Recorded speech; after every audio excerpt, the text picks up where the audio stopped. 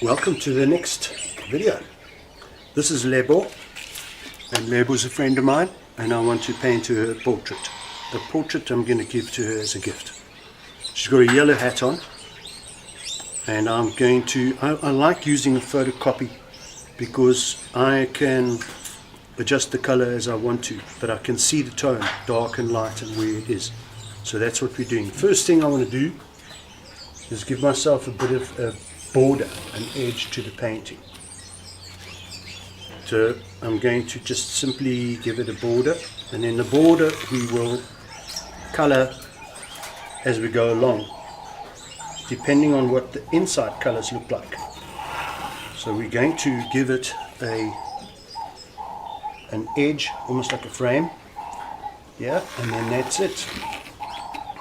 The next stage is to color the background with a 4B pencil, and I'm going to color the background.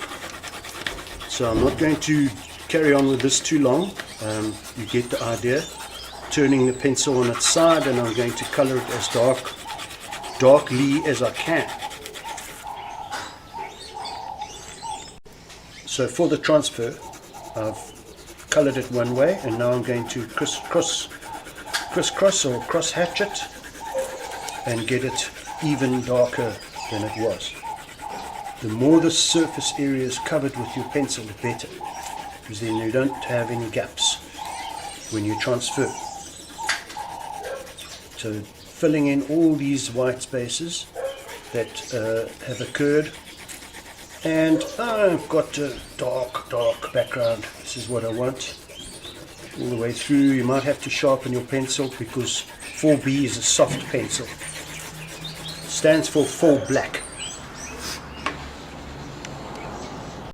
So I've colored the background, as you can see, and I place it in my frame, which is why we did the frame in the first place. And I'm going to pin it at the top with a piece of tape, and I'll pin it at the top. And the reason I don't pin it all the way around is so that I can keep an eye of what's going on underneath the painting. And now I'm going to use a ballpoint pen, and I'm just going to start. And the ballpoint pen is good because it's sharp and it's got a ball on it, so it runs nice and smoothly. Now I want to look at underneath and see if we're getting it on. There we go. That's good enough. It's just good enough to see. That's all I want.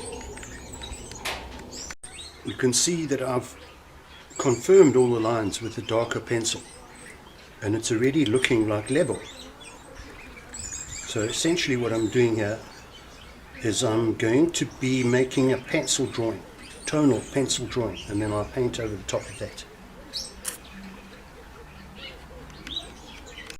There are 3 pieces of advice that I can give here. One is to start lightly. In other words, the paint is fairly watered down. I would say not 50-50, but certainly watery. And start with the base color. So there's number 1. Number 2 is to start painting the thing that you know. Don't try to paint the difficult part first. So I know that Lebo has got a yellow hat on. I want it to have a yellow hat on. So I'm using cadmium yellow, and you can see I leave a little bit of a highlight. So my light is coming from this side, and it's all very thin. The paint is thin. I'm going to build it up later as I go along. Now what I'm doing is I'm going to create the shadow in her underside of her hat. So let's see what we can do here. Also thin down. How do you create a shadow with yellow? You cross the color wheel. So you put a little bit of purple into the yellow. And it's not so much that it becomes non-yellow, it just shadows the yellow. So I'm giving it, it gives it a grey, almost a burnt sienna underneath the hat. So it is part of the yellow, and it's a shadow. So I've got a shadow on this side. Yeah, a shadow there. And try and stick to the lines, because the lines are your guide and all the work has been done with the lines. Now look at that shadow and that shadow, and then we can put a little shadow in here. Now that we know what that is, you can see the pencil line is being lifted, and that's a good thing. You don't necessarily want outlines and pencil lines, but it is a guide. So there's my starting point. Then what I can do is I can thicken up the paint and create a heavier mark on the hat itself. So you work from the base color. I know her hat is yellow, so I'm going to give it a skin of yellow, always with the potential or the possibility to come back later. So there's her yellow hat. No need to worry about paint strokes. If you get paint strokes in your painting, that's actually a good thing. Makes it a painting, which is what you want. At the moment I'm thickening up the paint, giving heavier paint. And it seems to me like I must clean my palette because the old paint is being pulled up. I've got little flecks of paint in there. Let's see what we can do while it's wet. We put a little white in the palette, tiny bit of white in the palette, and we're going to blend this highlight in, just so that it becomes a super light yellow. I want it to be a super light yellow. I want it to be painted. I don't want to leave it blank. So there's my highlight, and as it goes along you're going to start seeing, okay, we can do this. Create a highlight on the front of the peak of the cap, and that's it, starting to come. It's really quite easy if you go step by step like this. It is quite easy. It might seem that portraits are difficult to do, but just go with step by step and you'll see how easy it actually becomes. And that's fine for now. Let's just put a little peak on the top here. Peak of yellow with white. And there's my highlight on the top of the hat. And so far so good. There's my hat. Lebo's hat. This is going to be a blue. Dark blue. So it's going to outline her face. I've mixed up an ultramarine with a dash of yellow, a dash of purple, to make a blue that is going to become darker. So keep an eye on your reference, and what I'm doing is I'm literally filling in with a very watered down paint. You can go over the light areas because I'm going to paint them white later on. It's going to make it sparkle when you paint that white. Yeah, so we just keep on going and we fill in these colors. There's your basic blue, and try and keep working. It behaves like a watercolor, and that's a good thing because you can manipulate it, although it does dry, and it dries fast, so you've got to work quite fast, and it also dries unwashable. You cannot wipe it off like watercolor. So there's my first panel of blue,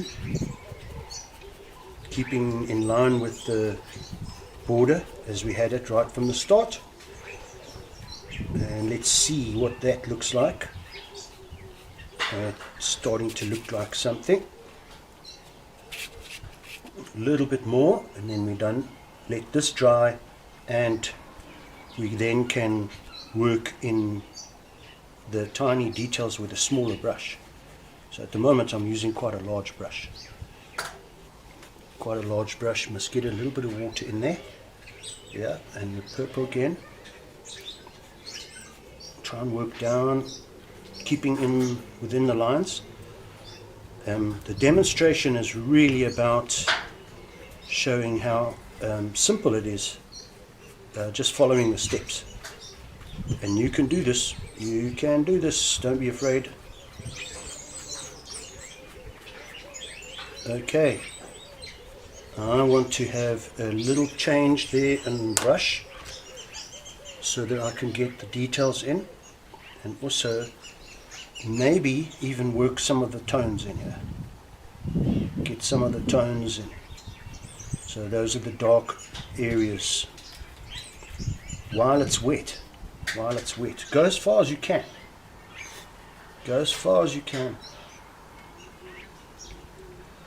And follow the tone of your reference. If it's dark, make it dark. If it's light, keep it light. See, and you start getting the form of the whole thing. And there is some dark area here in the folds of the cloth, and some dark areas underneath her chin, creating a form so that there's a shadow underneath her chin. And then let's just go up here and get these dark areas, these little points in here, with the pointy brush, with a sharp pointy brush. There we go. And follow your tonal values. If it's dark, make it dark. If it's light, keep it light. And that's my advice along the way. So far so good. Little pieces of fleck from my palette, but that's okay. Once again, we start with the base color. So this is burnt sienna, and I'm going to start with burnt sienna as a base color. Black skin has got no black in it. Same as Westerner's skin, white skin, Caucasian skin. It doesn't have white in it. It's got light parts, but it's pink, or it's got a tone in it, but it's not white. So what I'm doing is I'm going right over the eye, right over the eyebrow. You can still see through it, and that means that I'm going to lighten everything when I get to that point. So I'm working fairly quickly because I want to blend, and that actually does mean adding a tiny bit of black to the color that I've got here. Okay, and you could even go over the teeth area and lighten that as we come along. The lips are going to have a little bit of alizarin crimson in it to give it some rouge or some reddish tint. Okay, now what I'm doing is I'm going to touch a little bit of black in. What I've done is I've added way too much black, so you've got to be careful of black. And I'm going to get some dark shadow areas underneath here on the side of her face, and actually at her eye area, and it's fairly watered down, so I'm just giving this a little shadow. There's a deep shadow underneath in her neck, and we get that in, and you can start seeing the form coming. Form is starting to happen. And let's put some shadow in there, and a little shadow in there, and a little shadow underneath her bottom lip. And that's, you might be able to see how black kind of kills the color. So I always say be careful of black, don't use too much of it. Okay, get a bit of a cheek in there. She's got a lovely smile, lovely smile. So let's get a bit of cheek in there, and now we can start thickening up the color. Less water, and touching, just get a little bit of consistent shading in there under the nose. A little bit too much. So, and then under this cheek.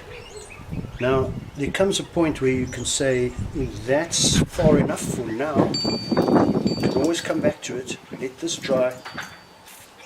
We don't want to create wrinkles around the neck where there are no wrinkles. She's got no wrinkles on her neck. She's got a very smooth skin. So just get some dark under here. Now second layer is going to do a great trick here. Remembering that her eyes are dark in the iris, and the white of her eyes is very white, and her teeth are very white. So far we've got a basic form of how her face is highlighted on the one side and shadowed on the other side. We're going to come back to this when it's dry. Now we're swinging from dark to light. So let's put eyebrows in, and it's very dark, burnt sienna with a touch of white. Oh man, black. A touch of black.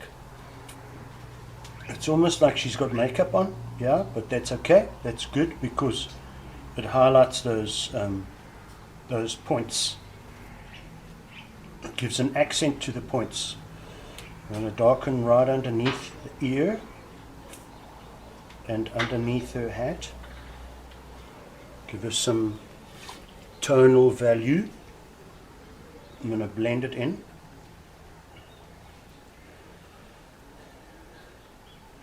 It's coming down. Just shape her face and give her the smile again. I really like her smile. Just push that back and push this back.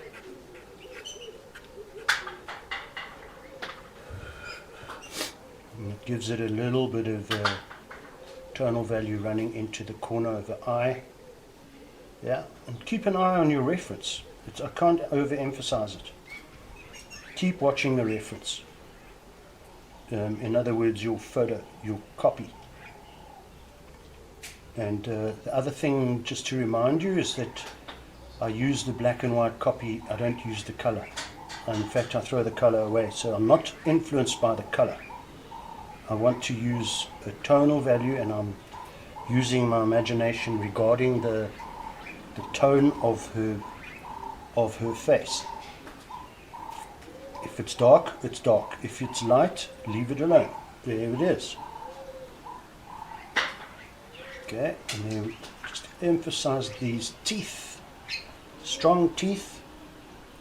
Yeah, and then a very dark little valley down on her neck here, going all the way down, and then a shadow underneath her cheeks and her chin on her neck. And now you see that's actually working quite nicely. I'm going to do a little more on this side of her face. Be careful not too much, but it just gives a shadow. Don't be afraid of the dark shadows. They actually are what makes your painting.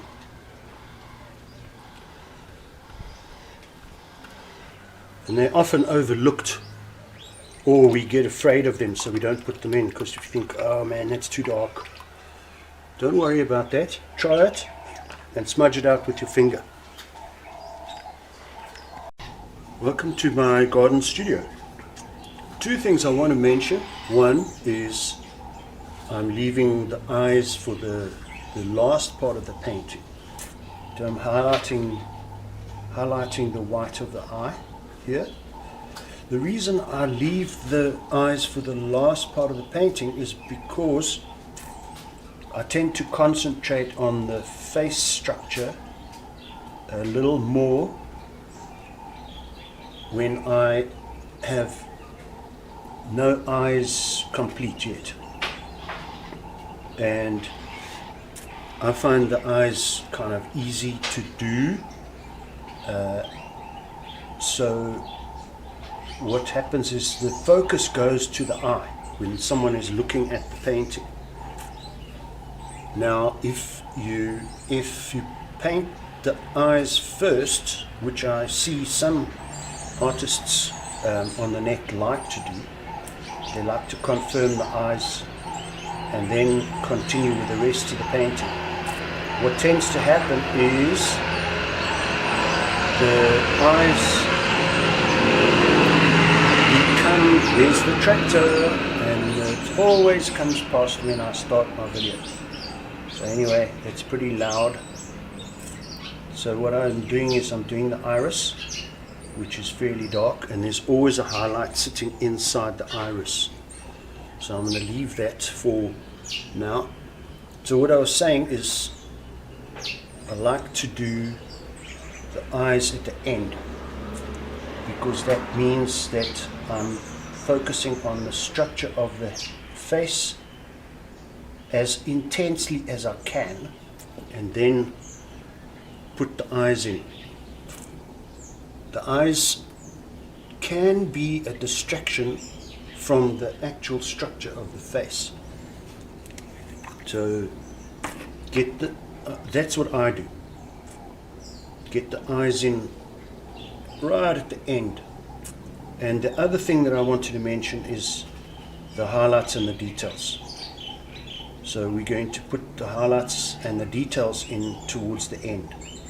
Come back to the light right at the end of the painting, and it sparkles up the painting. You can see it's like a set of jewels there. I'm going to put the white in here, and then I'll probably reconfirm the white of the eye, and then this painting's finished. The eyes are finished. What I'm doing now is I'm going to carry on with the highlights, these stripes that come down from the jacket, and then just confirm some strong highlights. You see how it lifts up the painting. It's really cool, and that's why I leave it until last, because it confirms things. There's a little highlight there, and then there's this stripe that runs right down there, and there are buttons that have got highlights on them, so we put those in. Sometimes with the white you have to do the painting of the white a number of times, because it's usually see-through. So you have to confirm the white area again.